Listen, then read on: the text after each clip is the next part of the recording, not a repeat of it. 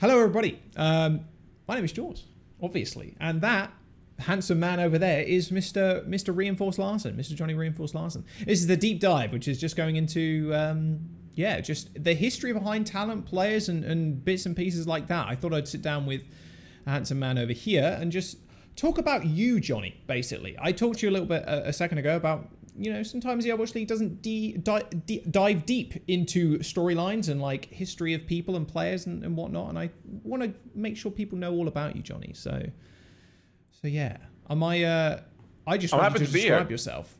That's good. This is great, Jaws. I'm honored that I'm like the first guest on this interview show of Yeah, yours.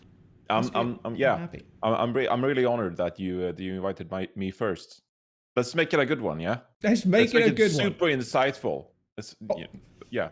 also, to get the comments out of the way first, yes, I fucking injured my finger. I cut it on a can. So if I'm gesturing and there's a white blob on my hand, it's because I cut my finger and it sucks. Unlucky. Do we gotta start over? You again. cursed in the first like 1 minute of the thing. Dude, That's my gonna get you YouTube channel demonetized. is not monetized, so All right. it's all good. Don't worry, I'm sure. not losing any money. If you want to give me money, jaws.gg. There you go. Johnny, I want you to describe yourself. Act like this is a resume. But seriously, though. No. I want to know, oh my god. I want to know about you, Johnny. I want you to describe yourself if you were given the chance like it was a job resume. Like for your first job. How would you describe yourself? As a resume, Jesus Christ, this is so hard. Oh my god, I hate this. What a terrible question, mate. This is literally so bad. Describe myself. We're getting the hard ones out first, John. Don't worry. If I'm legitimately at a job interview, and I'm describing myself. I describe myself as hardworking, someone who takes initiative, generally brings a good vibe to like the office space and that's good mood. What were you laughing? Like that's not true. No. I know it's true. It's true. It's true. And very it's not self-sufficient, but I kind of like setting up like my frame of mind, like my goals, my like to-do list, and like I just like getting like to work on it. I work best alone, so Okay. I guess that doesn't make sense because I work on a desk with other people. But like if I'm really like whenever we did group projects in school, like I'd sometimes just do like the group projects myself because I was just like I literally don't care about your input and I just want to get this done because I know it'll be good. And like you guys will fair. just it's now when I said it like that sounds really awful. But I just had certain people on my project sometimes and I'd just be like, you're not going to contribute to make this any good, so I'll just do it for us. It sounds awful, but yeah, I take initiative and I want to make sure shit gets done well in that regard. So no, I think that's good. I would say I think a lot of people think that way. Just especially motivated people. There you go. Okay, that's a good one. Add a cherry on top there. Thank you for that. No, I think that's good. In general, I was kind of like that at school, and I think a lot of people kind of vibe with that too, of just kind of getting stuff done on your own. Like nothing is ever going to be worked out for you.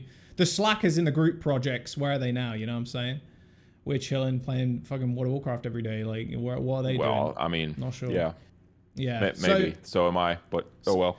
do you think that helped you in any way? In like, because obviously you're former pro player, Jonathan Reinforced Larson. Do you think that in any way kind of helped you when you went into competitive games or like esports? Because that feels like a very like DPS mentality, you know what I mean? Like I'm gonna carry, it's my turn to carry. Did you think that like impacted your play or like how you approach like teamwork and stuff when you were a pro? No, I actually don't think so. I don't think I've ever been the player who's kind of like, oh, give me all the resources and I'll get this done.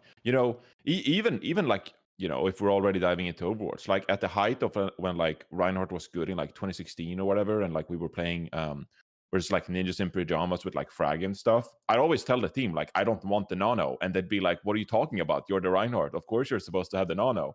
But so I didn't actually want to get the resources back then, and maybe that had to do with a lot of other things. But I think as well. When I grew up, I played a lot of Counter-Strike growing up, but like that was our go-to game, like my Swedish childhood friends group or whatever. I played a lot of Counter-Strike. And if you ever play Counter Strike, you're actually quite reliant on your teammates to set you up with flashes, set you up with smokes, and actually like teamwork is very much emphasized in that regard. So maybe I guess that mentality in CS:GO, that would be like, flash for me so I can entry, or run in and I'll trade with you, something like that. But I think when it comes to games, 5 versus 5, Here's of New Earth, I played that a ton as well. Like it's actually very emphasized on teamwork. So I think I learned at a pretty early stage that like teamwork is very much needed, and so you can't just like care about yourself all the time. But yeah, I'm not a damage player because of it. Yeah. So you think it changed your kind of perspective when you reached into like the more competitive side of things? So obviously Counter Strike, like you said, is very popular in Europe. Like it's Europe's game, I'd say. Yeah, Is Counter no, yeah, Strike? for sure. Oh my god, absolutely. Like when I got into esports, there was like a thriving Swedish Counter Strike scene. I'm talking about like local tournaments. One of my childhood friends, he was really good at Warcraft 3, and they used to compete in like regional tournaments for like Warcraft 3 that led into like a country tournament. So like it was literally like regionalized tournaments within Sweden for Warcraft 3 and Counter Strike, and these esports games. So the esport kind of like ecosystem was very different in Sweden when I grew up, and like in I've always like wanted to get back to that somehow, where like it's part of like your local community, and like the other great players from your area, and then you can play with those to elevate, take it one more level, and maybe you play like at a statewide level. So um yeah, it was a very different thing back then, but it was definitely a lot of Counter Strike growing up. Was that? Would you say that was your favorite game back then? Like was CS 1.6?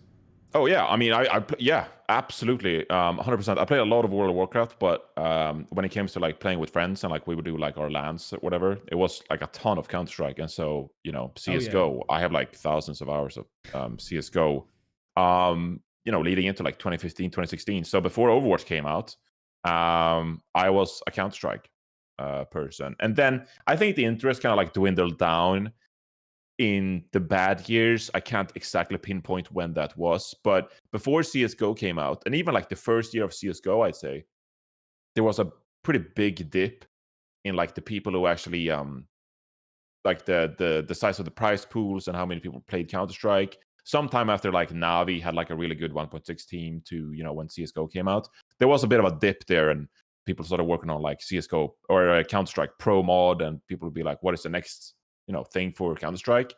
Turned out that was CS:GO, and since then, I went into Overwatch, and CS:GO was on its own kind of trajectory. But it's always been like I guess now when I'm very much involved with Overwatch, I've been like, holy shit! Like such a huge part of my childhood was centered around Counter Strike, and now I'm like not even following the scene anymore, and it's probably the second biggest esport after League of Legends, I guess.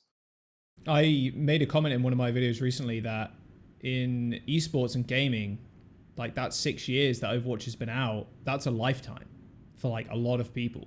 So it feels like maybe you're in your second like lifetime of esports. Because did you compete in Counter Strike at all, like at the local lands and stuff? Were you competing?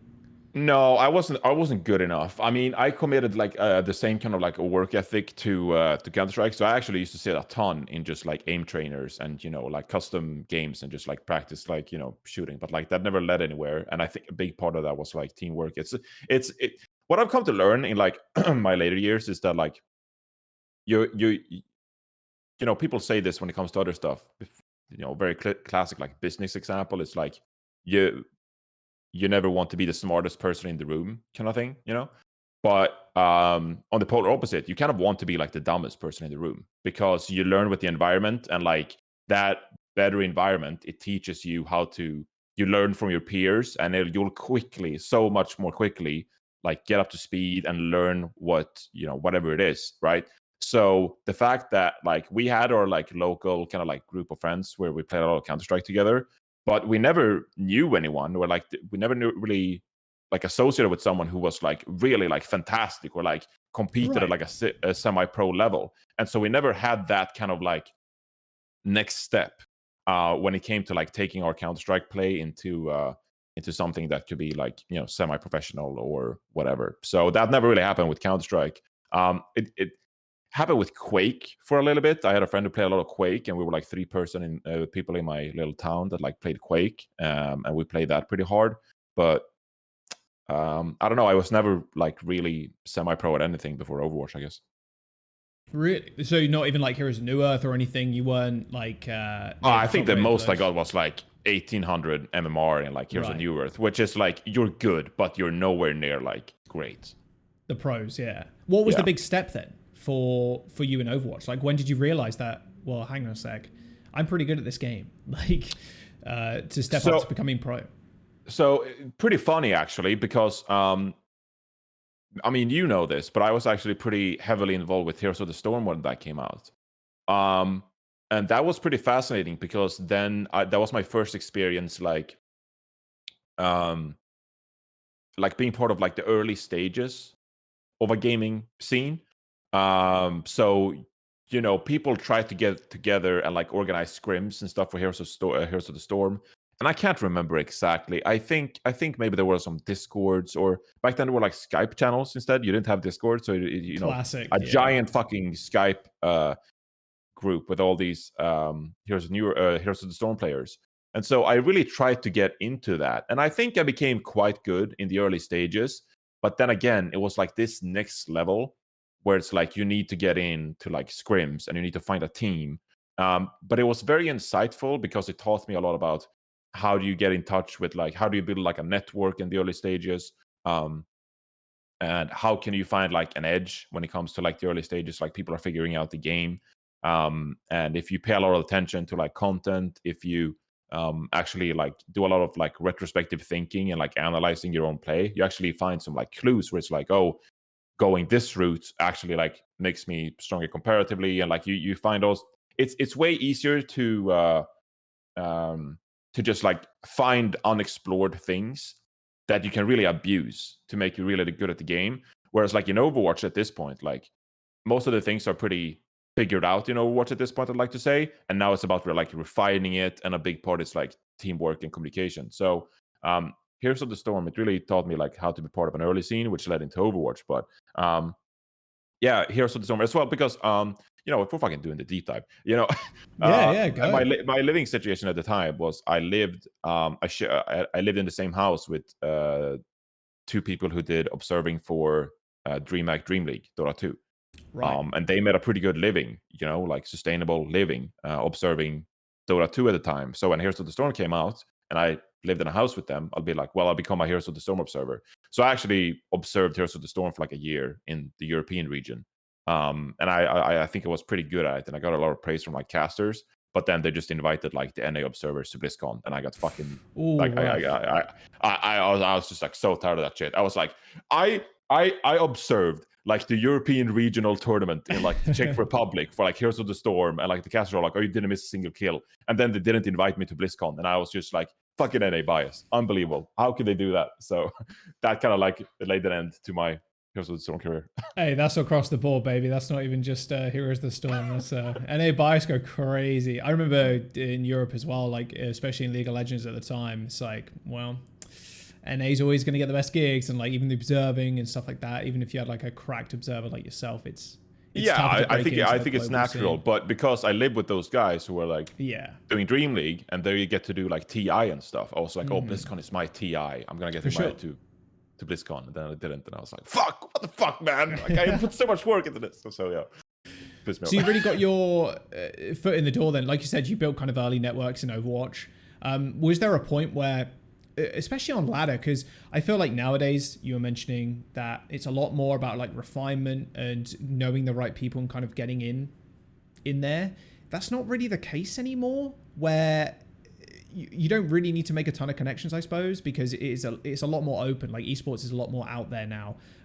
Whereas I feel like back in the day, you're relying on connections to kind of get your foot in the door. How did you end up getting your foot actually in the door of Overwatch? Like, who are you talking to at the time? Like, who did you end up first teaming up with? And you're going like, oh God, like we're good. So at the time as well, when I lived in that house, I lived with Too Good, who would give a lot of credit to when it comes to my career. He invited me into that house, and saw my passion and work ethic, and was like, "Hey, well, we can give you an opportunity here to learn from us and work on the show." And meant that I spent a lot of time in like a production room, just like learning all the production tools myself. Got to be part of that show. And he was obviously a competitive gamer himself, right? So he had a good Quake career, and then worked with Fnatic for a bit. And so when Overwatch Alpha came out, he had some connections at Blizzard, and he got like some invites for us. So that's how I got a key early on. And then he knew a bunch of the Quake guys who started to transition to Overwatch, because the Quake guys, they were just like starved for some kind of viable esports ecosystem. And so Too Good actually like got me in touch with a lot of people. Invited me to this Discord community that I think Slasher was building out, and then you start making connections, back and forth. You do in-houses. So I got my name out there, and I was actually trying to be a Mercy player, because I was just like, my aim is Ooh, awful. interesting. So my aim is awful, so I'm going to play the role that is like the least aim efficient. And so I'll just be a Mercy player. And I was all right, but I would have never like made it good on Mercy. Um, and so then I just noticed that like all these tanks are awful, and no one wants to play tanks. No one wants to play Reinhardt. Like everyone just hates playing Reinhardt, just holding shield, and they're all awful at it because no one actually wants to get good at this role. So I just saw there's opportunity to become a tank instead. And my goal was just like, I'm going to become the best tank player in the early stages, and I think I did pretty good at that. But the whole thing of like Too Good, he was good friends, started making good friends with Twick, because Too Good recognized that Twick was a really good player at the game at the time. And Twick had his own um, invites, because he was a very attractive kind of player back then, because he was obviously really good. So I think there was talk of him like joining like the Internet Hulk kind of core, in a separate universe. Maybe Twick is on Envy instead of Rogue. But so yeah, Too Good. He sort of put a team together, and it was me, Twick, Wins. Yeah, I wonder if it was Wins back then. I can't remember the chronology of it all, but it was sort of like the 1.0 that led to the 2.0, which was early stages Rogue. It's Maidong or something that was called. I don't fucking know. You've seen that video of Uber when he just calls for Yeah. Maidong or whatever. That was like the first Too Good team, and then it led into something called Rogue. I got to be on that team, and yeah, it kind of like trickled from there. But Too Good was very much the person who gave me the opportunity, and he was like, hey, Wins, Twick, like IDDQD, like you guys should pick up Reinforce, because like he's working really hard. So it was nepotism at full display. Let's go, Where baby. it Let's was like go. the guy in my house, the guy in my house was just like, hey, pick up this guy. I've heard really good things about him. I live with him, and he's hardworking, and he can totally do a great job here. So, kind of funny how it turned into that, I guess. I mean, okay, you spoke about Tavik giving you, or sorry, Too Good giving you like an in, as it were. But what would you say is your biggest inspiration going from, Johnny that observed Heroes of the Storm and just kind of working on the production side of things, to like pushing really hard to go pro? Obviously, I don't think everybody has like inspirations going into that thing, but was there someone that you were like, I want to be better than him, or like I want to be as good as that player, either at this role or just the kind of game? Um, I mean, I had a lot of like Counter Strike players that I looked up to, like when I grew up. I was a huge Fnatic fan. I had a huge Fnatic. I don't even know what you call it, but I got it like literally the Fnatic logo like on my wall. It was like I can maybe like find the picture or something. It was like a huge fucking Oh, like a Fnatic decal. logo. Yeah. Yeah, kind of. Yeah, like it was literally like on the wall. Like it was not like a poster. It was like Right. literally the wall, and I had my desk there. There was actually a really cool setup. Turned out we actually got offered to be that instead of joining Rogue, we got offered to join Fnatic, and then I was like, please let me just join this team. I've had a fucking it would be such a great story, and then we joined Rogue instead, so I got voted, I guess. But anyway, I don't really think I had any players I looked up to or anything when Overwatch came out, because obviously like there was no one, like you didn't know who was good. It was like, okay, Seagull is good. People are like, oh, Seagull's Right. good, Thick is good. This Internet Talk team is winning tournaments, I guess. Never really looked up to like the Melty, the French team, who was really successful. Didn't really look up to those guys, because no one knew who the fuck was good at the time in Overwatch. Like people were just like, we're just a bunch of players just trying to pick up this new game, and it's so unique that no one really has an idea. Never really looked up to any of the Team Fortress players because honestly, I didn't know who they were. I guess it was like Clockwork and something like that. Um, but yeah, my biggest motivation and goal was just like all these tanks are shit, and I'm gonna become better than them. So I worked really hard at that, and like I did a lot of like I recorded my own gameplay, went over it, like took notes on my own gameplay, and it was honestly, if you just applied some common sense and you just recorded your own gameplay, it was actually quite obvious, like what mistakes I was making, and I would have like a notepad with like 21 mistakes throughout like a series, and I just keep working on it, like keep working on all these 21 mistakes, and like slowly but surely, day by day, just like remove these mistakes because I removed them from my gameplay, and suddenly I was like one of the best tanks in Europe, I guess. So Yeah, it's like casting in a way, kind of recording your own. Obviously, you don't have to record your own because it's broadcasted, but looking from a third person perspective, like how good you're doing or like how bad you are. You're like, oh, you messed up this, you messed up this. Is a bit easier than someone kind of sitting down. No, it's a bit easier than it is like in the moment. Like, oh, did I mess that up? I'm not sure. You just kind of end up running over yourself in yeah, that regard, right? I mean, it's super applicable. Like us, Yeah. we record ourselves talking or something, and you have Yeah. that one word that you Yeah. always say Yep. too much, but then you slowly work at it, and you get it out of your vocabulary. Is there So when I guess when you were in your esports career, was there a moment in time that you were like, well, I don't think I'm going to be able to just kind of continue this? Did you have aspirations for like Overwatch League? Of course, I knew you did a bit of observing, obviously, for Overwatch as well, back in the day. Was it something that you wanted to go into, that being broadcast talent? Or did you still kind of have aspirations of like, okay, I still really want to be a player? Like, I really want to just continue this, grind hard, and be one of the best, pick up for Overwatch League, etc. Or contenders, um obviously, season zero. so I've never thought about leaving esports. Like the reason I found myself in that house with Too Good and the Good Studio was because I knew from like 2009 when I first went to a DreamHack, I was like, I really want to work in esports, and so I was like a player manager for DreamHack Stockholm or something like that, and so I just like manage Counter Strike players. I worked social media for a Swedish coverage of a League of Legends Worlds or something like Oh, that. nice. Um, for some Dota 2 European regional qualifier, I freelanced as like a replay producer.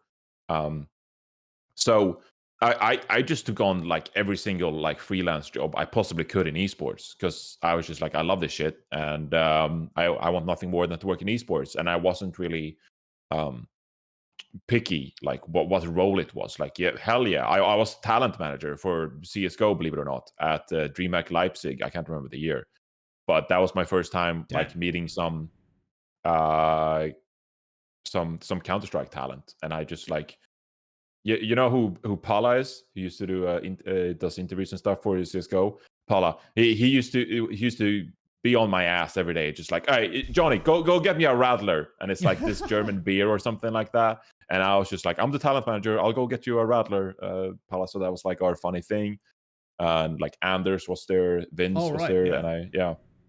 So all these guys, and I just used to, be a talent manager. And like, holy shit, I was like 19 years old, and I've never had like a retail job, and I'm just like a nerd, and I'm just like, oh, yes, of course, I'll get anything for you. You can get your food, but like I had no like natural instinct of like what do these talent people actually want from me. I had no idea what their job entailed, like how I could help them, getting tea for them, getting food to them, being on time, like getting coffee. Like I had no idea, but I just said yes, I'll do the job because I want $1,000 in my bank account so I can get food for the month, and I just Yeah. didn't care like what it was and how to get it done. So I don't know. I hope I did a good job, but probably not. But I just I took the job mean, so I could get some money. you're here now. That's the important thing, I think.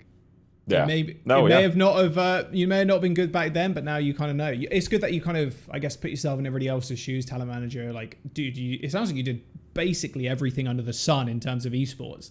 So I guess it gives you a real appreciation for like all the roles within like a broadcast, I Yeah. suppose, right? Yeah. I mean, there's tons of people working on the Overwatch League, and Yeah. I try to make, I don't know if I'm successful, but I try to make everyone feel appreciated and let them know that everyone's really appreciative of all their work behind the scenes, um, for making an awesome product happen. So everyone's really important to me in that regard. Yeah, I mean, there's a lot of people, like you said, that behind the scenes that the audience doesn't see, and like same with like just game dev as well. People, I think, tend to think, well, fix the game, you artist, please balance. It's like, well, there's like 15 different teams within a games company, or like working on a single game. Like that person's not going to be involved in balancing. And same with broadcast, right? It's just like the amount of people behind the scenes that no one has any clue about is ridiculous. But we need them on a daily basis. So yeah, Yeah. it's good. It's good that you got a kind of a perspective from every kind of role, I suppose. And I Yeah. guess you said you obviously wanted to work in esports since you were like 19, right? And did you ever think about a different career path that isn't related No. to esports at all? You've No. just kind of one track mind, boom, esports doesn't matter the job. I'm really gonna be revealing about how fucking ignorant and stupid and like it's almost like in a TV show when like a character just like sets their mind into something. I'm talking like stupidly, not like some anime where it's like this very brave or like courageous character or anything. I'm talking like a stupid character who is just like, oh, I'm going on an adventure into like my new life, and I hate everything about like my childhood life and like my surroundings, and like, oh, I just want to like go on an adventure or whatever. I people wanted to make friends with me at like my high school and stuff, and they're like, hey Johnny, you want to come to this party, like, hey, you want to go to the movies or something like that, and I'd just be like, I don't like I don't think like we'll be friends for life, so like I'd rather just invest in this esports career than like go out and like make friends with this person who I didn't really like vibe with, or like who wasn't like they were great friends, but like I was just like, I was like, I'd rather like be a Twitch mod for this esports broadcast than like Yeah. go out to a party, because I want to get my name out there and like get the foot in the door. So one of my first gigs was that I was a video editor for like TI4 or TI5 or something. So because I had an in at Twitch, and they were just like, we need someone to like cut the VODs for TI. So I literally just like stayed up like 18 hours a day, like night shift for NA, and I just like cut VODs. And I was the guy who went into like the broadcast VOD and just like went into the video editor, and I cut out the matches and I branded the match and saved it. And I did that because they had so many channels back then. Because group play in TI is insane. You have like 4 matches, 4 broadcasts at the same time, and then they had like a newbie stream. So I just sat out and like cut those VODs, and I'd rather just like sit and cut VODs on Twitch for like a weekend, or that was probably a week, to get myself a Twitch goodie bag, not even get paid, Oh rather than my like going god. to a party. Right, And, right. and yeah, so I was, even back then in high school, I was just so singularly focused on making it an esport that I just never put work into like school. I cleared.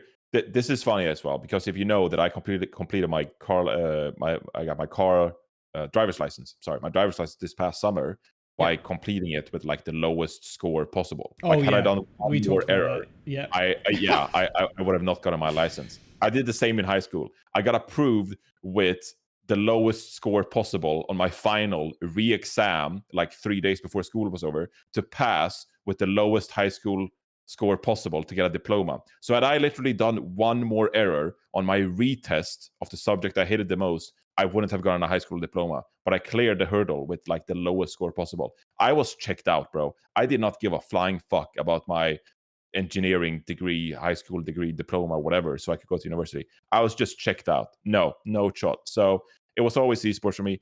It sounds really stupid, like when I say it, because like I had no backup plan. Like if this shit Oh hadn't yeah. worked out, I had no backup plan. And even to this day, say the economic market takes like a downturn for like 5 years, and like esports goes back to like grassroots and like no money whatsoever. I don't know what the fuck to do. I have no education. I have no preparation. I've literally just done esports for like the past 10 years, and just hustled. And that's pretty much how I got by. And here I am. Yeah, it feels like proper 19-year-old Johnny Sigma male grind set. Like, don't go to parties, only cut VODs for Twitch for goodie bags so I can sell that on Yeah, the I mean, it streets was and the then grind gain set, but it money. was not Sigma. It was It was worse than beta. I don't know what okay. worse than beta, but dude, I was, yeah, not a lot of social Just a stuff grind going lord. on. Yeah, just grinded. Yeah, Yeah. I mean, in esports, I think that's something that's quite always it's put on a pedestal a lot, right? It's this grind set of like I can just imagine. I'm pretty sure everybody can kind of imagine the song in their heads now. Just like that grind set, Sigma male grind set song of just like work hard, only cast, like don't go out, only do this, and it's just like, well, in fact, don't want to trip over that. You don't really want to hold that on a pedestal because you're probably going to get taken advantage of, especially nowadays. But like Yeah, back then, when esports was quite small, it was it's a very different time to what it is oh now. yeah. No, yeah, it's a completely different time. I mean, in many ways, I mean, it was quite stunning how like quickly esports grew, even like, the past 10 years, and especially as more money came into the industry. But just like, I don't know, it just back then, it was so. I'm not trying to become nostalgic here because I'm not saying it was better, but it was just so different in that like Yeah, it was. I used to like buy my own train trips up to Stockholm. I was one of my other gigs as well when I was early was there was a Swedish news site called Fragbite. Oh Um, yeah, Fragbite. Yeah. yeah, and so I was pretty good at languages like English, Swedish in school or whatever. So I became I took on like a voluntary like freelance role for Fragbite, just like covering articles. Um, and it was pretty basic because I just ripped off like all the international websites and just like, oh, this French website is reporting that like this French team is mixing things up, and Shox is out of Titan and he's going to Envy or like some shit like that, and I just like ripped it off, covered it, wrote it in Swedish, and like published it on our website. And I did that for a few months, and then they were like, hey, do you want to come help out at our Fragbite CS:GO LAN or whatever that was in their offices? And so I just bought my own train ticket, went up there for a weekend, and just hung around for free basically. Like I didn't get paid anything. I paid for our own travel just to like meet people and just to like lift PCs and like plug technology in and like be around the tournament setup. And that was esports. Like there were a few people who like worked full time, but like everyone else just kind of like part time or for free. Yeah, it's a very different time where like now it's completely the opposite. It's a good thing. Like everybody's getting paid, right? Everybody's getting paid what they kind of deserve. But like back then, yeah, it was a lot of doing stuff for free. I remember writing articles for Dignitas about League of Legends. Like, Yeah, that's the Jesus, kind of obviously shit. Yeah, did that for free in my spare time because I was like, I love League and I love talking about League of Legends. So like I just write random shitty articles for Dig, and they'd put them on their website. It's gone now. They've completely disappeared. I probably have the scripts for them somewhere. Or I used to have a website back in the day where I'd upload them as well, just as a backup. That website's defunct. It's gone. I don't pay for the hosting anymore. But yeah. yeah, it's a very very different time. But it's funny just as a follow up on that as well, Yeah. because if there's people who like listen to this and they're like, oh, I'm going to replicate, I'm going to do that. I think it was easier to, I mean, easier is maybe the wrong word, but like I think it was easier back then for us, when the scene was smaller, to correctly assess like who were the good actors in the space. Yep. Like who were the teams that were good actors that you could actually like learn something from, that you could get experience from. So like I quickly wanted to get involved with the good studio as a volunteer, and like because I acknowledge that like these guys know what the fuck they're talking about, and like I respect them a lot for that. Fragbite was like the premier esports website covering all kinds of games. Started freelancing for like DreamHack, and so like all in all, like yeah, I did a lot of work back then for free and out of passion, and I was lucky to start getting paychecks at the end of the day, even if they were just like $1,000 day rate or whatever. But nowadays, like if someone listening to this were just like, oh, I want to go freelance or like work for free, and they like find an opportunity, I think it's way harder in this esports climate um, to find a good actor that you can legitimately learn from, because there's so many more teams in the space, there's so many more franchises. And I wasn't look what when I grew up, I wasn't in America, so I don't know what the American scene looked like when I grew up. But at least in Sweden, and I feel like in the UK and Europe, you knew like who are the premier websites, who are Yeah. the good actors, who are the good teams, and who can actually learn from. Whereas in this day and age, there are a lot of organizations that could just like vanish within the next 2 years. There's a lot of people who are doing shady things that they could just maybe they were looking to get the bag, and then they don't give a shit, and they're moving on to the next thing in 2 years. So um, it's harder to find people, trustworthy people that you feel like you can dedicate your time to actually learn meaningful stuff from, to make a career out of esports. So I don't encourage anyone to just blindly, commit their time to learn, but be picky and make sure you respect those people. Yeah, respect for the person is, I think, at the foremost, right? If you wanna learn from someone, you got to be out, you got to respect them first, and it's like, oh wow, they do lots of good work, and like that's how you know they're someone that you maybe want to follow up with, or maybe DM every now and then and be like, hey, like could you look at my work or whatever. I think in general, I remember having this conversation with Golden Boy, and we were talking about like just normal jobs, like regular jobs. Like I worked in a game store for like 6-7 years, Yeah. customer facing, and we were saying how important that is for just like the development of the human mind, like, and just dealing with people that are just stupid and just unreasonable. It's like important to kind of understand how you deal with those situations and maybe change how you deal with those kind of situations, and it makes you a better like people person and a talker, and like you can, especially in like retail, I found I could be quite a sweet talker. Like I was at one point the top sales in my region percentage wise, like of like warranties and like all these other like add-ons and stuff like that. That's what they tracked, and I was the one of the top salesmen in the area because I was a little bit of a sweet talker. I like to learn fast, and I like to I like to talk fast too, like, and it was something that I found very important for myself. And the same goes for you, even though you didn't work retail, that you worked a ton of different jobs, giving you like a perspective of like how everybody kind of works and interacts like with the broadcast. And like you said, you're a reporter for an obs and team manager and everything. So I think that's quite important to Yeah. highlight. I mean, I'm just making up shit as we go, but like, how, the older people get, they kind of like get like, they develop like thick skin. Like, Sure. they Yeah. learn to pay attention to like what's important, and they learn Yeah. to like not, ignore what's not important. Just getting your foot in the door somehow and committing some kind of time to the space of esports. I think that within like the first few years, you learn like what's important in esports, what's not important, and just like starting to like mentally navigate the space and build like a foundation of how the space operates, how it works. Um, can be hugely beneficial. And so just like waiting to be like waiting, I gotta get my degree, I get like a sustainable income, and then I gotta Yeah. find the right job I need to be qualified for. By that time, so many years have gone by where you haven't gotten a feel for the space, that I think ultimately maybe it makes it harder to um, you know, get in there first day of work and do like a great job acknowledging what's going on. And I think that goes for all industries. It's not only esports, but like a lot of things in the world, like having an understanding of like how things operates. It's important to get that done early. I think it helps you out. Yeah. It's definitely a perspective changer. That's for sure. If you go straight into broadcast, and it's kind of what I did. I never did. I did a little bit of obsing. I obsed myself for years, and like not years, like a year of doing random mobile games and like random League of Legends tournaments. That's how I got started. Was like I would obs my own League of Legends tournament games for this small company or like this small organization called Esports Wall, like back in the day. And I kind of, especially with League of Legends, it's quite crazy. Although it has directed camera, it's a bit easier in that regard. But I did my own obs and production and stuff. I wouldn't say I've worked it professionally and getting paid for it, but it's something that I picked up and learned. And like, oh wow, this is important. This is important. Like, yeah. Yeah, for sure.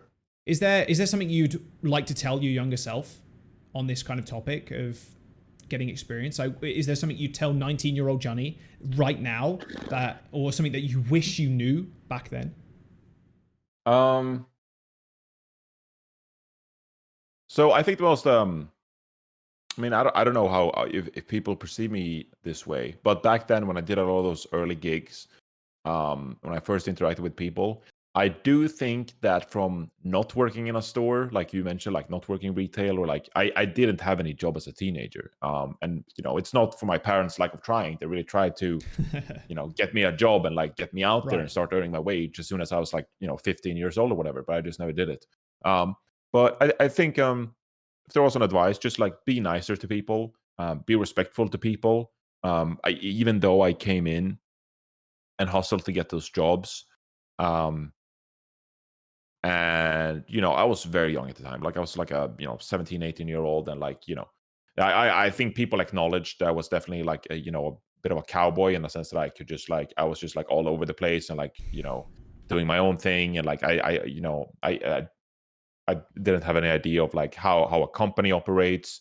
What's the expectations of you as like an employee or like someone who works on a project. And so I definitely like overanalyzed relationships. Oh, right. I overanalyzed like relationships. I got too emotionally like invested in mistakes, and like I did a great job, or like I'm really good about this, I'm really bad about this.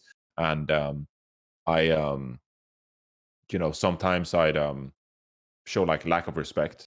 And so, had I worked a year at like a supermarket or something like that, I think I would have learned to pick up like, you come into work, you have a checklist, and like you're going to, again, I haven't worked there, but I don't know what to do. But like, I'm going to spend like 2 hours at the cashier, and yes, I might meet some bad people, but I'll be consistent. Be consistent, do my job. Yeah. I'll go back and I'll get some new wares and like put them on shelves or like whatever, like stuff like that. I never did that, and so I think at times I could be a bit I don't want to say rude, but just like self. What's the word I'm looking for here? Just like to I was Self-preservation or something. I was just like, I consider myself very important. The fact that I was Oh, there, main I consider character myself syndrome. Okay. important. Like I deserve to be here because I've Sure. hustled to be here. When I, Sure. in fact, like didn't know anything at all. I didn't respect, veterans as much. I think Yeah. I was very opinionated. I was an opinionated teenager back then. So I was just like, why don't they do this? Like they should do this instead. And people were like, who is this kid who like thinks he knows everything? So it definitely varied, like depending on who I interacted with. But I just like tell my younger self back then to just like all of these people know something you don't, and like if you just like pay attention and you're respectful and you're not annoying and you're not a little twat, you're just like straight up like fun person to work with. I think you could learn a lot more from those people, and they'd enjoy working with you and want you back on. And like don't try to become someone who like stands out in the room. And maybe that's why I'm now doing Yeah. my own camera stuff, because I'm like genuinely someone who can, I don't want to say put on a show, but like I can become emotionally invested on the show and like get theatrical in a sense. And I think that's part of what goes into the broadcast role. But like um if you're just like working freelance gigs early on in esports, and like you obviously don't like have a ton of experience, just like don't get too cocky and don't get too opinionated, and like learn, listen, be respectful.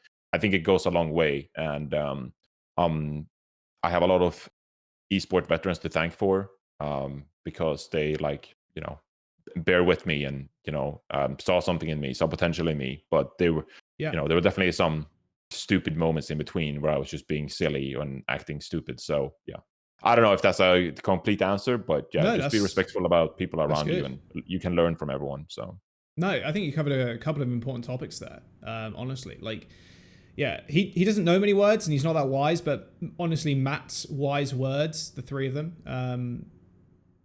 I'm just counting them in my head now. It's just, wait, is it 3 words or 4? He was just like, just don't be a dick. Just literally, just don't be a dick, and you'll be fine. Like yeah, that's something that I think is quite important. Don't fucking subtweet on Twitter about like talent in this game or your game or the other game, or like subtweet production in this game or that game. You know what I mean? Like, just don't be a cock, and yeah.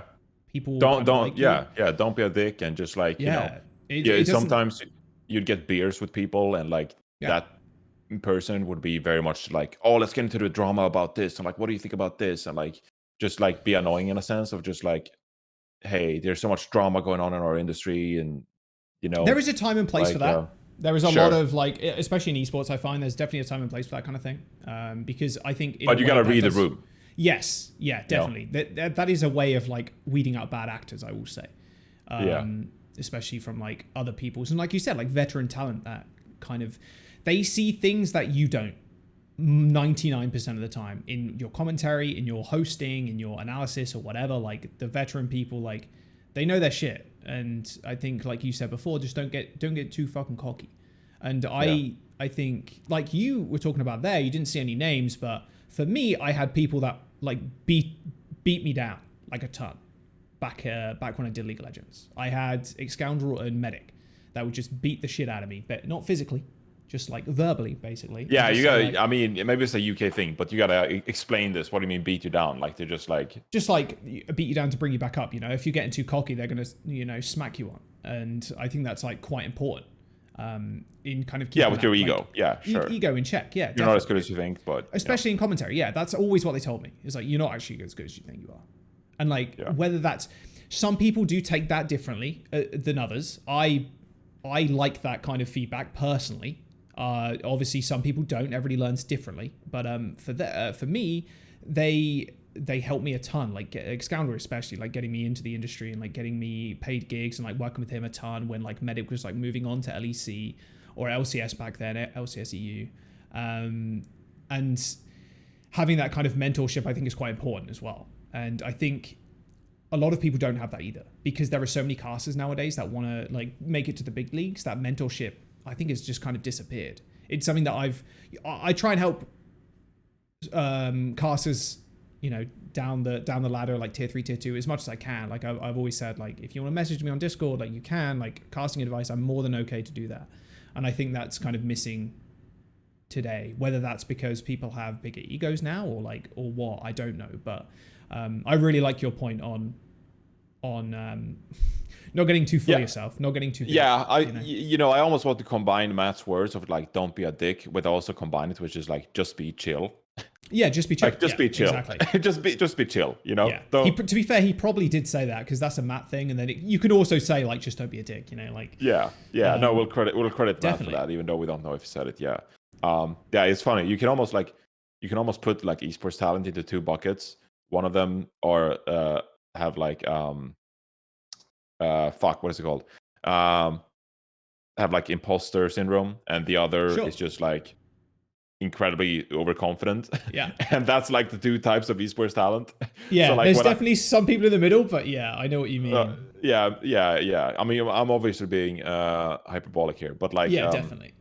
When I was at the esports awards and I was like presenting this award this December, I was just like, I should not be here. Like, why am I here? I was like, I know, like, objectively, I've been nominated 3 years in a row for esports analyst of the year. It's like, why am I here? There's so many like fantastic esports talent here, and I don't deserve to be on this stage. I'm like, oh god, what if I say something bad? What if I'm cringe? What if that whole cringe? Like, what if I'm cringe? So I know a lot of esports talent who are just like imposter syndrome, and they're just like, I'm not as good as I think I am. And then there's the other half who are just like, oh, I should be casting every final because I'm the best. And it's just like, hold on. Yeah, there's like you mentioned it too, like there's a veterancy there, and there's like a totem pole, like a ladder, like that's always been explained to me, and it is something that's always in the forefront of my mind, that ladder, that totem pole. Like you come onto a product or like you move games or whatever, you're not going to be the top rung, like you shouldn't be, because you need to earn your keep in a way, right? Where you need to just continually do a good job, continually show that you're improving, and then you'll eventually kind of move your way up. And there's politics in there. There really is, especially in games that don't have a league. I would say there's probably more politics in that, but there's still in leagues in LCS, LEC, fucking Overwatch League, fucking just everything. There's politics, and I think it's important to know your place is kind of what I'm getting at, because I would say I definitely suffer from imposter syndrome, like 100%. I'm like, during a cast, even sometimes I'm like, oh my god, what the hell am I doing? Like, what am I saying? Like, and it kind of like gets in your head, like that's something that I've struggled with personally, which is actually another question what I wanted to ask you. I know it's a little bit more personal, but is there anything that you think you struggle with, whether that's imposter syndrome or something that you want to get better as like an esports talent, or just in general? Ooh, interesting question. Anything I want to get better at as broadcast talent? Or just in general too, just like treat this as, I guess, like a New Year's resolution kind of question. Like, what is one thing you'd want to do? I mean, it's hard. There are definitely a few things that like come to mind. One thing is, so I mean, we might as well. I need a sip of coffee before I get into this. Yeah, go, Sorry. go, go. No, all good. So something like the hardcore Overwatch League fan base. I've been talking for quite some time about this ever since that 2019 season where the desk was at that video wall. You remember? Yeah. Um, and every game break. Thank fuck we don't have game breaks anymore. Like, but in the middle of matches anymore. Yeah, it Um, sucked. they would have those like sponsored Intel segments where it was like, here's the daily breakdown or whatever. It would be like every match. I can't remember, but you'd have these like telestrated moments or whatever. Ever since then, we've had less and less telestrated segments within the broadcast, less hardcore like analytical segments and stuff like that. And as someone who's been an analyst myself, like obviously in 2020 during the COVID year, we didn't have like the tool. We didn't have the tools we had back then in the Blizzard Arena. First of all, when we were in the Blizzard Arena, we to do those segments, we used to walk backstage into the production room and we sat down with like the replay producers, the people who capture the game, and would like pick out a moment and be like, "Hey, this is great," and we like sit there with them and like do it, like sit there and work as a team to get this replay going. And I was like, "This is what I want to highlight," and then you'll pause here, and then we'll start it here, and then you have an opportunity to like draw sometimes or like stuff like that. In 2020, obviously working from home, didn't have access to that. 2021 didn't have access to that tool again, like no telestrator at home. So like I remember like one point during the 2020 broadcast, because again, I love that shit. I used to record like the YouTube VOD on my PC, draw on it, and send it over to like production, and they would play like the Right. video I recorded myself.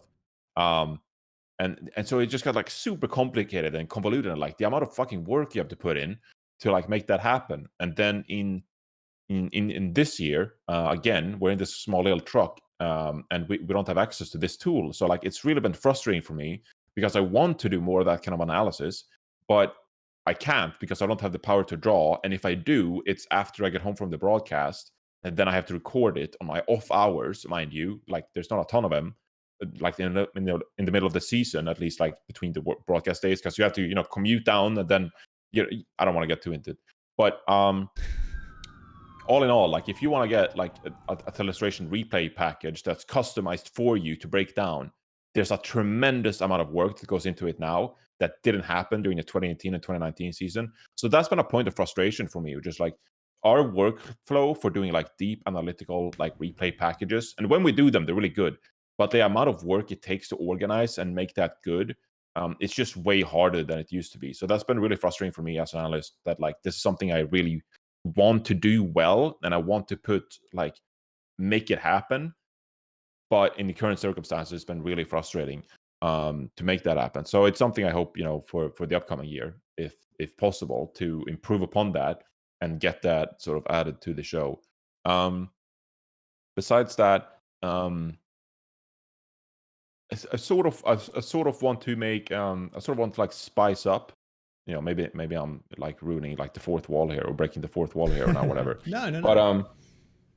I think I can do a pretty. This is pretty confusing because I don't understand like the underlying logistics with it. But I can be pretty good at like doing good breakdowns, and I think I'm really good at like breaking down what's important to the viewer. Um, but I don't have that like pizzazz that like really captures the viewer in that regard. That makes them like, it's like, oh, if it's on your second monitor, like, oh, they're really watching now. They're really watching the broadcast, and like really make them listen. So if there's some secret spice that someone knows there, that's something I want to improve upon. And then maybe some casting, improve on Oh, casting. That was really okay. fun. Yeah. I don't think I want to cast full time, but it was really fun casting that playoffs match with Rose. And I Yeah. think It was I good. was quite surprised by how good I was, because I've casted a few times before. Like I casted with you that once, that Yeah. Vancouver San That was Francisco match or fun. whatever. That was fun. And it was fun, but looking back, it was like pretty average in my opinion. Like just not speaking about you, but like for me, like all my analysis was like pretty average. I didn't bring a ton to it. It was all right. But that match I cast with Rose, I was like, wow, there's fundamentally like this is my best cast. Yeah, like there's some real good things I can take away Yeah. from this. And So the thing is with yeah, that, maybe it will build on only that. get better too. So, like Yeah. considering because you haven't cast a lot, right? Compared to like me, you haven't the amount of games you've casted is like minute compared to like how many I've casted. So like in general, you know, the more you do it, the more you're going to get better, and especially since you have a hella desk, like the amount of hours on desk you have compared to like me, again, like it's ridiculous, you know. So you can kind of bring that flair and that different perspective over to a cast, which is cool. Yeah, I think it'd be fun. Yeah, but it's different, right? Because Yeah, what I was so frightened of, and what I respect you guys so much for, and even you know whether it's play by play or if it's color caster, is like you work like really fast. Like something happens, and you need to have like the answer right away. If yeah, I'm working the desk, I can watch a team fight, and I can be like, I think there was something there, and then I can like watch it back on my phone with the delay and be like, oh yeah, this thing stood out, and then I rewind again and watch like it for a third time, yeah, and then I can like really analyze it. You can't do that when you commentate. So like everything needs to happen like instantaneously, and so that's what I really respect about commentators. Like they just always, it feels like they have the perfect answer like straight away. And so yeah, that was the first time with Rose where I was just like, wow, like I actually said a lot of good stuff on the fly. yep. But that is the most impressive skill to me when it comes to commentators like you. It's just like they always seem to have the answers right away. Yeah, I put that a lot down to like how much I play. I'm gonna be honest. Like hearing voice lines and stuff, especially as a support player, I guess, is like really important. So if I hear a voice line or I hear an ability go off in a game that I'm playing, that like translates so well to commentary, like so well, because I Yeah. can tell you off screen what ability is being used, like a roughly the cooldown. I've got it in my head, but it's like, you know, there's so much else going on, but like I can kind of tell. Like Zarya is a really good one, actually, a good example where because she has two bubbles now, you're having to, at least I like to do this in commentary. It's like I like to be able to build up to like, okay, she used two bubbles, like how long for the next one, can she go aggressive, etc. Like knowing the boundary of a Zarya player. Like I put a lot of that down to like just me playing the game like a ton. I know I degen a lot more than other people, like I completely understand that, but that's just how I personally like to improve, I suppose, and like Yeah, but it's about pick up picking on the the right macro. thing to talk about as well, right? Yeah, Like, it is. Yeah, it is for if sure. you if you're a color commentator, like there are so many different directions you can go, because you can go like ult bank, you can go composition, and you can go like, oh, that past team fight, like they wasted Lucio speed, or like they need to disengage, they need to engage. Yeah, And so like there's so many variables that it's a really difficult skill. It's an underappreciated skill of like what you just described, like keeping your finger on the pulse and having like a real feel for the game, like just being like ingrained, like almost like you're for part sure. of the game. It's There's super different difficult. styles too. People have Yeah, like vastly different styles of like yeah, commentary. Like yeah, an example I always use is like Wolf. Wolf is very heavy on like the storyline, the players, the teams, how and when they got there, what team they were on, what players they played with in the past. Like he's a wizard when it comes to remembering storylines like that, bringing up old games that have happened, like, oh, this and this happened, and like, yeah, he's a fucking wizard. yeah, And then there's the other kind of flip side of things, and I'd say it was like working with Scott. Scott is very, because he's an ex-pro, same with yourself, very like deep dive in the weeds, abilities and like mechanics and like how things are interacting with each other and that make it successful or unsuccessful. It's like yeah. very different. There's so many levels to color commentary. Same with play-by-play in a way, right? But with color, it's a little bit easier to kind of tell. Yeah, and it's honing your And there's no craft. It like takes a long right time. way to do it. No, Sorry to there's interrupt, not. but there's like, No, especially in esports, there's no right way to do it. Whereas if I watch football, soccer, like actual European football, um, for the most part, I feel like most, I don't know what this is like in other countries, because I know that Spanish commentary or like French commentary can it's sometimes be a bit very different. very different. It's like Korean But commentary. It's very yeah, different like Korean style. commentary is different, yeah. But at least Sweden, because I listened to Swedish commentary when I was in Sweden during the World Cup or whatever. They started to like mimic like the UK commentators, where it's like less is more. Yeah, and sure. they'll actually just like say like the player names. So it's just like Yeah, instead of like making a point, instead of like bringing in the atmosphere, they'll just like say the names of the players who like whoever they're passing to, that is and they're very just British yeah, commentary. and they'll just Very like British. less is more. Yep. And sometimes like I listened to like a Swedish commentary duo, and they just like didn't talk for like 4 minutes because a team was rolling the ball around, and like just listening to the fans, take in like the atmosphere of like the Argentinian fans singing or whatever, and they just wouldn't say anything because nothing was happening. In esports, um, yes, a lot of people talk like fast, but you have people like Matt, who I think is really good at being like less is more in an Yep. esports kind of way, where he's like he's saying what's important and that's it.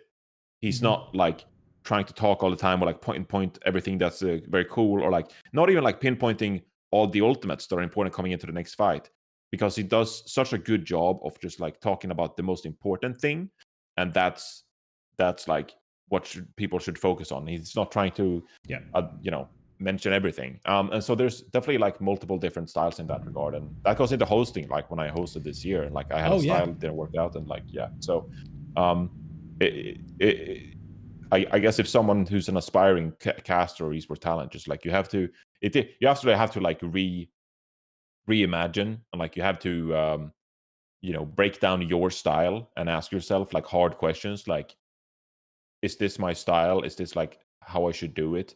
Is this a good style for me? Should I try something else? And like it's very hard to find like your style as a Yeah. broadcast talent. I would say I don't even know my own style, to be honest. And I've been casting for since 2016 now, All right, and well I would that's say ruined everything. it's harder. Well, I say that, and I probably do have a style compared to like Mitch or like someone else, right? I know I'm different. And to be fair, if everybody was the same, right, it'd be the same. You might as well just have the same person on the broadcast like every day. So having a different style is obviously very important. Oh, But okay, but let me put it this way. So like, go on. sorry, I spilled some coffee. Um, It's okay. I think, I'm just speculating, not having talked to him about this myself, but Mitch, there was that narrative, especially like I think it was like early 2019, and like people started making like rap god Oh yeah. commentator highlight videos of Mitch. And he has, the next person who you interview here on the deep dive should probably be Mitch, because he has like I don't want to say classical, but he has like actual like esports commentator education from ESL. Yes. When they Yeah. used to He have does. like when ESL had like their in-house casters, that they talk to like game devs and be like, hey, do you want your game to have a tournament at our ESL event? We have our own in-house casters, and like we can tell them to like learn this game, and they'll do it. And like they used to have like legitimate like esports caster sessions. So many of us, we went from in our own house commentating into doing it on broadcast, and so like we've never been in like that of a professional of an environment. But Yep. I really do think that sometime around that time, that Mitch made a very conscious decision that like people think that like I am the rap god, and fun thing, probably like, yeah, I am the rap god or whatever, but you can't be the rap god all the time. Like you can't Yes. just Gets speak boring. fast. You Yep. can't just like get on as like people are rolling out on Umbani and like start rapping about like 10 seconds into the game and like how they're initiating. It's like, no, you gotta pick the fights. And so that's a moment where it's like I think Mitch made, again speculating because I haven't talked to him about it, but like he made a conscious decision about his style that wasn't just going for popularity each time and just like haha Twitter replies the rap god or whatever, but actually like if I'm objectively to be the best commentator, I need to pick my moments of when to speak fast and when to be slow and when to be precise. Yep. um and it's stuff like that, just like breaking down like how often am I talking, when am I talking, how much should I talk, how little should I talk, what should I be talking about, just like these are very hard questions to review and like break down and conceptually rethink the way you're doing things, like taking your routine. It could be in anything in life, just like taking your routine and the way you are doing things and trying to envision and conceptualize like a different way to do things entirely that's not according to you just like break your pattern.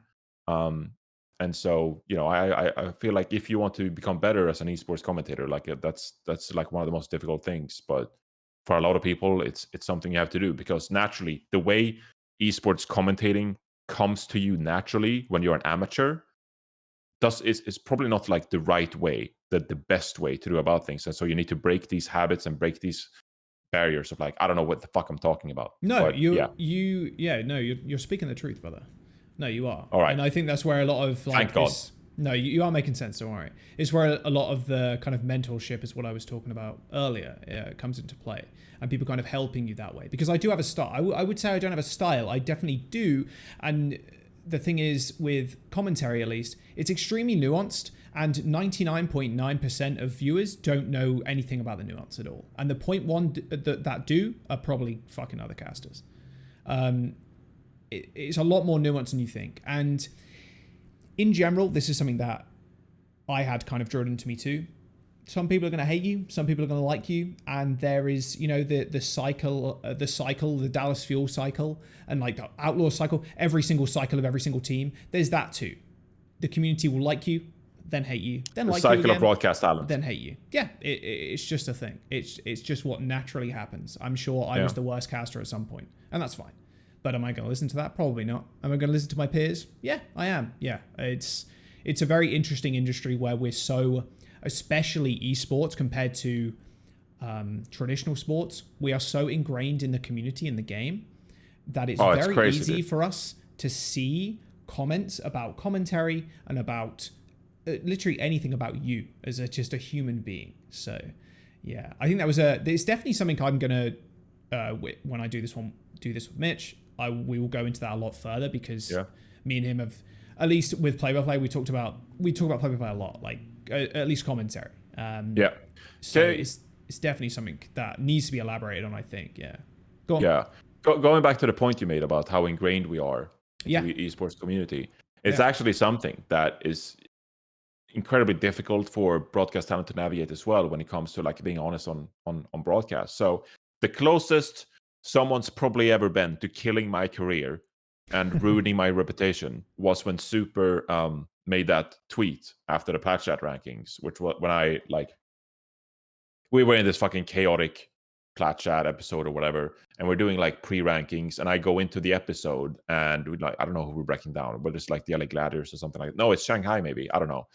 I can't remember. It was early 2020, and I had like looked quickly. I had like glanced on like Void's Wikipedia page, like going into it, and just been like, he hasn't been incredibly successful. And I was just like, the classic like sports question, just like, is this guy like a winner? Like, is this guy capable of winning, or is he just kind of like a middling kind of player? And so I like lightly brought this up or whatever, and naturally, because Void is an amazing off tank player, they were just like, you are fucking out of your mind. You're so fucking stupid. Like, how could you possibly say that? And I just like was taken aback, and I got like really defensive about it.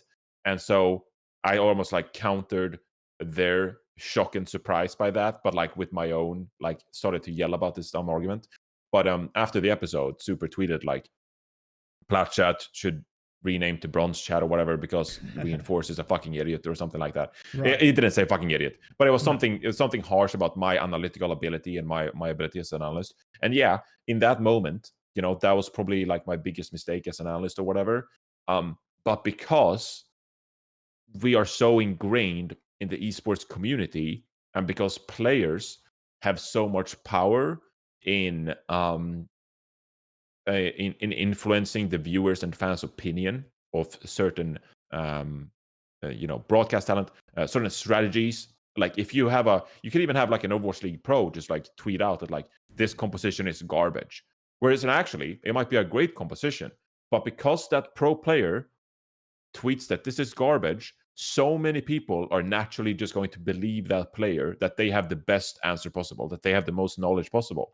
And so because the esports community is so ingrained within with the players, Twitch streams, broadcast talent whatsoever, it really dumps down the amount of criticism us broadcast talent or me as an analyst are able to like give out.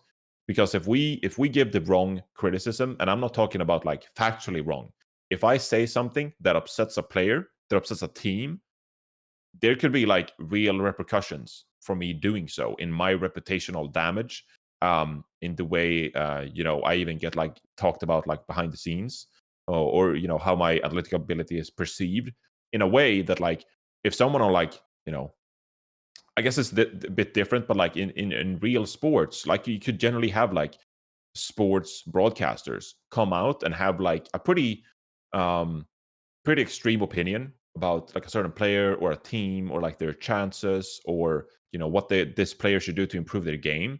And even if they're wrong, like they're able to get away with it. Like they're not putting their like job on the line.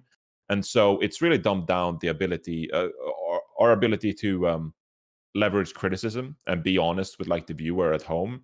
And I think that's been another thing that like we're kind of lacking in the space. Is just like, well, we want to be critical and tell it how it is, but at the same time, like we have so much influence in our own reputation, but as well as player reputation, team reputation, that like it gets very I don't know if volatile is the right word. It inflammatory. It can easily get really inflammatory in esports, whether it's in real sports. I don't think that's the case, and so everyone just kind of acts like very passive and just like not going to call anyone out.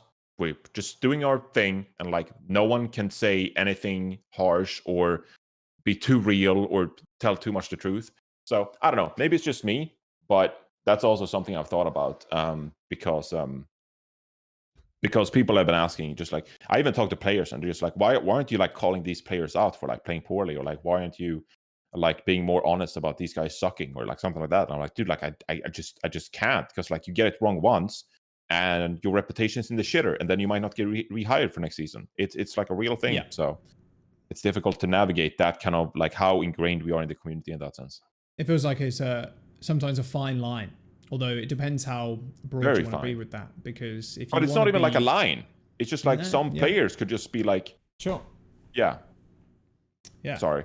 no. It's no. I think it's an important topic to kind of cover. Like, yeah, you are right. How ingrained we are within the community, and it's very easy for us to see feedback and stuff like that. I know. I remember Brian at one point. This is back in the Papega house in 2020. I was talking to him about social media. And this is obviously when I was new to the league in 2020. And I was like, how'd you handle that stuff? And we kind of talked about it for a while.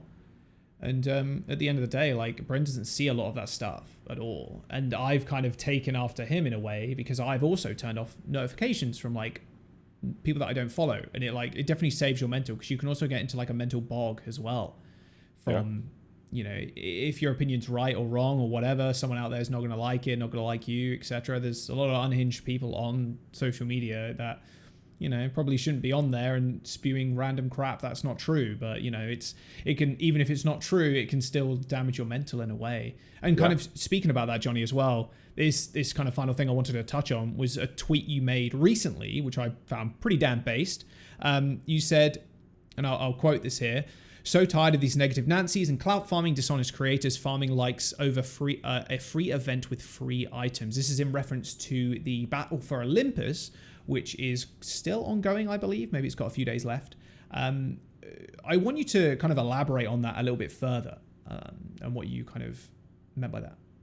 Okay, sure. First of all, probably took it one step too far, because again, was trying to cloud farm myself and get the likes and Yep, fair. stir up a little thing. So but no, I mean, I guess I just got fed up at some point. Just like uh, I think a lot of it's pretty obvious, and I'm not blaming them, but specifically as it relates to Overwatch, just like the popular thing has been to shit on the game recently. And I'm not saying that it's for naught, whether it's expensive skins in the store, whether it's the delay with the Roadhog hotfix, that's kind of unacceptable for a game to even if the devs say it's early access, like come on now, like we're just gonna have a Roadhog meta or like tons of Roadhog in ranked because like a hotfix thing was broken. That kind of sucks. um the launch issues with the servers, um and I think that's quite unique. I'm just going to quickly chime in with that. yeah, but The launch issue specifically. But yeah, carry on. Sorry. yeah, I guess the point I'm making is that like there's definitely look, I'm trying to play both sides here, where it's like, yes, I Yeah. acknowledge there's been a lot of issues with the way Overwatch 2 has launched, and like things haven't always been perfect, and like they haven't always like made the perfect decisions. um but still, like seeing people just like meme post that like, oh, Overwatch is, dying, or like, haha, this here's an Overwatch meme about like the prices of the skins, um, just to like cloud farm and like farm. It's pretty evident like when it happens, when someone's giving like constructive feedback on something, and the repercussions if they don't listen to that constructive feedback, versus just meme posting because it's a social media strategy and that's the best way for you to get likes and engagement. Even though you even though your career as a content creator is sort of like reliant upon Overwatch to succeed. And that's, a large part of why I'm not like a huge content creator myself. It's like because I realized that if I were to become a content creator, I'd be pretty much like tied to Overwatch. And that's like a pretty bad like deal. Like there's a lot of good content creators who can like play whatever game they want. They can do a lot of different things on stream. If you're a Overwatch content creator, you swap over to Apex, you get like a third of the viewership. You Probably swap over less. to, yeah, probably less. And so like Yeah. that's a transition that is very difficult to make because it requires you, and their strategies like at the end of your stream, maybe go play like Apex 2 hours after your Overwatch stream or whatever, because people try to like use their natural viewership to leverage that onto a different game category, and get new people into the stream and be like, hey, I'm trying to transition or whatever. But that's a very difficult thing to do. And so a lot of these content creators, they might have like massive YouTube channels with Overwatch content. They might have like really great guides. They might stream Overwatch every day. Um, but I think it's hurtful. Like I genuinely think it's like a cheap way to get engagement when it's something that you're really dependent on. So I'm not telling people to not be critical of the game. I'm not asking people to not be funny once in a while.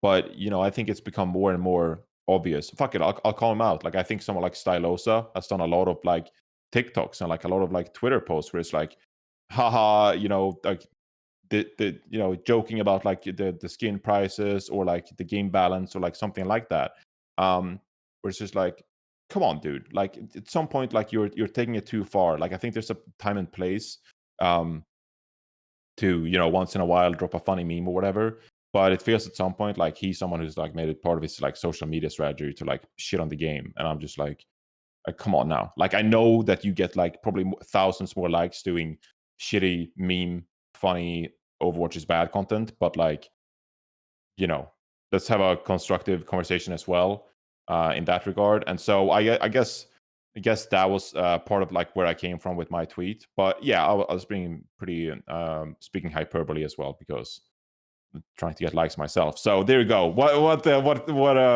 it called? I'm just Yeah, well, it's tit for tat, isn't it, really? Like, yeah, tip for I that. Yeah, it is. understand. But Yeah. yeah. And when it comes to the Battle for Olympus thing, like if you didn't think it was fun, great. But when I branched Overwatch Reddit, I I just got like a bit upset because I also acknowledged that like when Overwatch 1 was around, we never had anything like Battle for Olympus. We never got these small game modes. Like Yeah. we It's never true. had these small events. So I think that yes, while this new game mode, it wasn't perfect because it was FFA. You couldn't play with friends. Cast of characters. Um, it wasn't balanced in that regard. Like the tanks were obviously a little bit stronger, and some people just didn't find it fun, and that's okay. But I think it got taken one step too far, where like you're almost like disincentivizing the devs to arrange and make these kind of events. Whereas I count myself really lucky that we actually have these kinds of events now, where the game feels refreshing, it's fun, and like they're even making like content out of it. They have like this leaderboard for like Battle of Olympus leaderboard, what characters like have the most kills. It's a competition, and I think I think there's like some reward or something at the end of it. I don't know, but Okay. it's just like we never had this stuff in like Overwatch 1.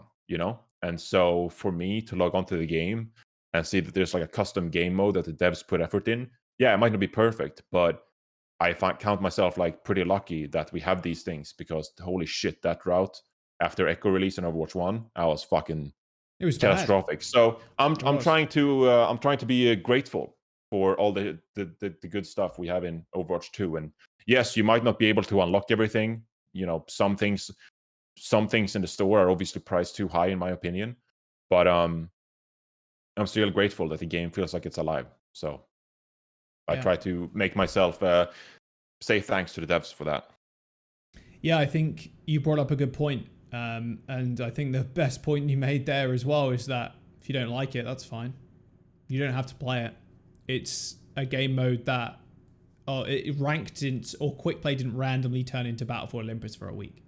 It's that the same game is still there if you want to play it, but if there's an alternate mode that might catch your interest, there are probably people out there that love FFA, or like, you know, Mystery Heroes is one of the most popular game modes in the game. And that's there, but also quick play is there, also competitive is there. Battle for Olympus is there too, just randomly. Like, and you can earn rewards, great. But I do definitely agree with your comment on there are rewards and that's great. But if you're complaining about the rewards, then you don't have to play them, and you don't get the rewards. Don't grind that. You don't have to. And I understand the completionist kind of like, I want everything, you know, like I want to be able to get everything in the game, like check all the little boxes and stuff like that. I completely understand that. But if something's just not of your fancy, then Overwatch 2 is a free to play game. You can just not play it. Like that's also okay. And sorry, I want to rewind as well back to like the content creator argument too, and just kind of add on that. I do agree. It is very easy to make tweets and videos and TikToks, whatever you want to make, and put it out there. That's negative because negativity gets clicks, outrage gets clicks. I made a video recently that's like, Mercy needs to change, and she does, in my opinion. Roadhog needs a fix. You know, that is conflict there. There is like, that's negativity in a way. It's not like as negative as like the game is dying. And I've seen those videos from certain creators that have inside information about different X, Y, and Z that make the videos anyway, that know better. And I definitely agree with you that it is frustrating to see that, but it's also how content creation kind of works and how YouTube works too. So there's a heads and tails to this kind of I mean here. The people who go on YouTube, and I you know, I don't like blame them for they're not like the cause. I don't think they're the cause behind the uproar, but like you know, if someone goes on YouTube, like they want the content creator to like speak their language. Like they want to be able to listen to the content creator and just be like, oh, they agree with me. They're saying what I think. And so there's some kind of like verification there, right? And so if there's a lot of people who just like find Battle for Olympus unfun, then they're going to naturally like subscribe and like a content creator who goes out there and be like, well, I can't play with my friends. This game mode is stupid. Rather than a content creator who's, you know, like me, trying to play both sides, where it's like, yeah, there are some problems with this game mode, but there's also some like positives with this game mode. Like I think a viewer is more likely to relate to that content creator who is pretty, you know, you could just narrow-minded have and game focusing mode on one perspective rather than both. Overwatch is dead because Battle for Olympus. And it's not only Overwatch, by the way. No, it's. I think that's also important too, having a perspective about every game. And I think as the general audience, and like I will say myself, you, like a lot of broadcast talent, they do have a lot of time off, especially in off season. So it's very easy for us to like grind games and like do this, play whatever. So it's a bit easier for us to kind of dip our toes in everything. Like I play a lot of old school RuneScape or like World of Warcraft or Apex. I love Apex. I think it's like the best battle royale there right now. But that gives me a perspective of like what Overwatch is doing too. And I do firmly understand people that don't have the time to dip their toes in like all these different games and play a lot of them to get that different perspective. And a lot of people's kind of gaming career, if you want to call it, is centered around one game. So it's very easy to kind of like, because you're tunnel visioned, to see the bad things and kind of complain about them too, where in other games, like it's actually worse. Not saying Overwatch is perfect, it's definitely not. And I would agree that the skin prices in the store are still too high. especially for the legendary skins. But there have been some epic skins that I'm like, this is epic, but it's like 800 coins or whatever. Like that's Agreed. Yeah. pretty decent. Like that's not bad. There's a give and take there, but yeah, it's definitely an interesting topic, and I thought I'd bring up that tweet because it did, I think, speak, and it got a lot of interaction as well. Did speak. I gotta be honest, I didn't read the replies. I read a few of the replies, I mean, but that's fair. I was It's kind of dangerous, scared Johnny. of the replies there because yeah, I didn't. I read a few of them that were okay, but I wasn't obsessing about the replies to that tweet because I knew that probably something good wasn't to come off it. But yeah, I think it's very interesting as well. Like, how do we, as someone who genuinely like loves Overwatch and want to have like a positive like atmosphere surrounding Overwatch, as I've already acknowledged, there's some clear issues with the release of the game and like the launch of the game, where it's the meta or the skin store or whatever. But like, how do you change the community, vibe surrounding the game? Like, how do you make people focus on the positives? How do you make people focus on appreciation? How do you make people focus on like the the quote unquote appreciation posts of the developers or whatever? Like we all like for sure. we some of us broadcast talent, we sometimes joke about like the cycle of the appreciation post on competitive the appreciation thread cycle. Yeah, the appreciation this guy thread sucks. cycle. Yeah, This guy's the best thing that ever happened to commentary. This guy sucks. Yeah, definitely. Yeah. Well, this person sucks, not just guy. I really think that like there's a lot of hardworking people, and they're actual people, like they're persons, and they put a lot of time and effort and emotion into making Overwatch 2 great. And I think there's a lot of things to be very appreciative for, and there's a lot of things to appreciate when it comes to Overwatch 2 that we didn't have during Overwatch 1. And yes, like it might be a little bit underwhelming, but maybe there's just like a bias in me as a person. I don't even know if it's a bias, but I do this with a lot of things in life. Like, I count myself lucky for the most basic things. Like, I almost never focus on like the negatives or something. I always like appreciate even like the smallest things. Just like, so now it's raining today, and a lot of people, it's nice. Yeah, it's raining in LA. Woohoo. Yeah, but surpassing even like the personal affection to whether you like rain or not. Like, someone might be like, oh, it's bad, it's raining because whatever, something bad. Lots of things happen in society when it's raining, but I'll be like, yeah, but it's good for the plants and for the nature that like it's raining. So it's a very dry area, so like, yeah, it's good because it's it's raining. It's good for something. So almost everything in life, I have that perspective, like it's good for something, rather than just like being disappointed, like I didn't get enough of something, or that something didn't go my way. And sometimes that can become a bad thing, where it's like I don't have like, I need to have like higher expectations for something. And I guess, I don't know, I'm just psychoanalyzing myself live on your podcast, but that's fine. So yeah, maybe I should. That's just to say, maybe I should be harsher on the game sometimes. Maybe I should be harsher on the way things are rolling out. Maybe it looks amateurish some points. Maybe the fact you don't have this hotfix live for Roadhog is unacceptable. Maybe the skin prices are very much out of tune, and like the Overwatch devs are, they should be held responsible for releasing the game with the skin prices. But that's not the way I think, and so it's difficult for me to apply that mindset and think that way. That's just not my opinion, but I don't know, it's just who I am. If you don't like it, you don't have to buy it. That's kind of where I kind of stand. Yeah, and I bought let's one hope skin people in the play shop. games without the skins. I don't know. Yeah, it's an interesting topic. Johnny, I think that's a good place to end. I don't know if there's anything you want to kind of shout out at all as we approach. Shout out to you, Jaws, for starting a new YouTube series, and I look forward. I hope you have some players on here, coaches. Yeah, that's the plan. That'll be real fun. So yeah, thank you for choosing me as your test subject for your new YouTube show. Yeah, true, actually. No problem. Are you gonna do it on audio platforms? I'll download the podcast and stuff as well. That's a good idea. I didn't think about that, but yeah, maybe I'll do that too. People listen to it in the car and stuff. Maybe like 20 people, but it'll help. Yeah. Yeah, for sure. Thank you, I will put that on Spotify. Actually, good thinking, Johnny. Thanks for the info. I appreciate that. Thank you for having coming on, Johnny. Honestly, Johnny's Twitter link and Instagram or whatnot will be down in the comments below. And I guess, well, today is Monday. We'll see each other tomorrow anyway for Plat Chat. So that's going to be a good time. So PogChamp. I gotta write the script now. There you go. All right. Thanks so much, everybody, for tuning in. If you've made it this far, I really appreciate all of you. And yeah, I will catch you next time in the deep dive.